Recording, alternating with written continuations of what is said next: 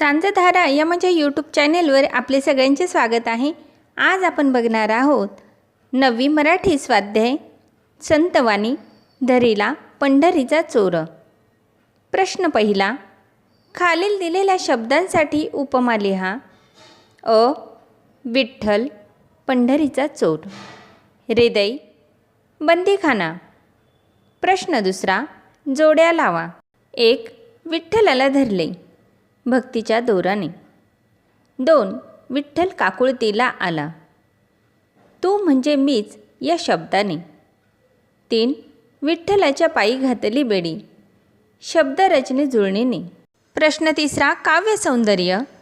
1. सोह शब्दांचा मारा केला विठ्ठल काकुळतीला आला या ओळीतील विचार स्पष्ट करा। उत्तर, संत जनाबाईंनी भक्तीचा दोर विठ्ठलाच्या गळ्यात बांधून त्याला हृदयाच्या कैदखान्यात कोंडला। शिक्षा म्हणून शब्दरचनेची बेडी त्याच्या पायात घातली बेडी। 2. जनी म्हणे बा विठ्ठला जीवेन सोडी मी तुला या ओळीतून व्यक्त झालेला कवयित्रीचा भाव स्पष्ट करा। उत्तर, जनी म्हणजे की जनाबाई म्हणतात, अरे विठ्ठला तुला मी माझ्यापासून दूर करणार नाही, तुला मी सोडणार नाही असे जनाबाई या अभंगातून त्यांचे विठ्ठलभाव स्पष्ट करत आहेत। प्रश्न तिसरा, प्रस्तुत अभंगातून कवयित्रीच्या मनातील विठ्ठलाविषयीच्या कोणत्या भावभावना दिसून येतात ते सांगा। उत्तर, विठ्ठलाने आपल्या मनात कायम रहिवासी करावा असे संत जनाबाई यांना वाटते। त्यासाठी त्यांनी विठ्ठलरूपी चोराला भक्तीचा दोर गळ्यात बांधून धरून आणला व हृदयाच्या बंदीखान्यात डांबला। तो पळून जाऊ नये म्हणून त्याच्या पायात शब्दांची जुळणी करून बेडी घातली, त्याच्यावर सोह शब्दांचा मारा केला। इतकेच नव्हे तर त्याला जीवे न सोडण्याची समज दिली।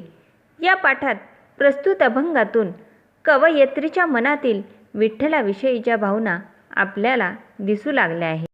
प्रश्न चौथा, अभिव्यक्ती।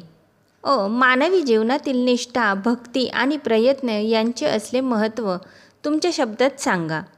उत्तर, माणसाला आपल्या ध्येयावर अपार निष्ठा हवी। एखादे कार्य करताना त्याविषयी भक्तिभाव हवा। भक्तीमुळे माणसाच्या मनाला अहंकाराचा स्पर्श होत नाही व मन निष्ठेशी लीन होते। निष्ठा व भक्तीच्या जोडीला प्रयत्नांची पराकाष्ठा हवी।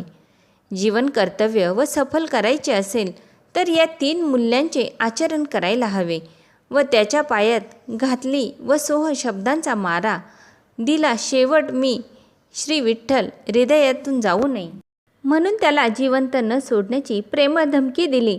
या शेवटीच्या उपायाने तरी श्री विठ्ठलाने मनात घर करून राहावे असे संत जनाबाईंना वाटत होते। आजचा व्हिडिओ आवडला असेल तर एक लाईक करा आणि असेच पुढील स्वाध्याय जर बघायचे असतील तर माझा सांजधारा हा यूट्यूब चॅनल सबस्क्राईब करा। नवीन व्हिडिओच्या नोटिफिकेशन करता बेल आयकॉन प्रेस करा।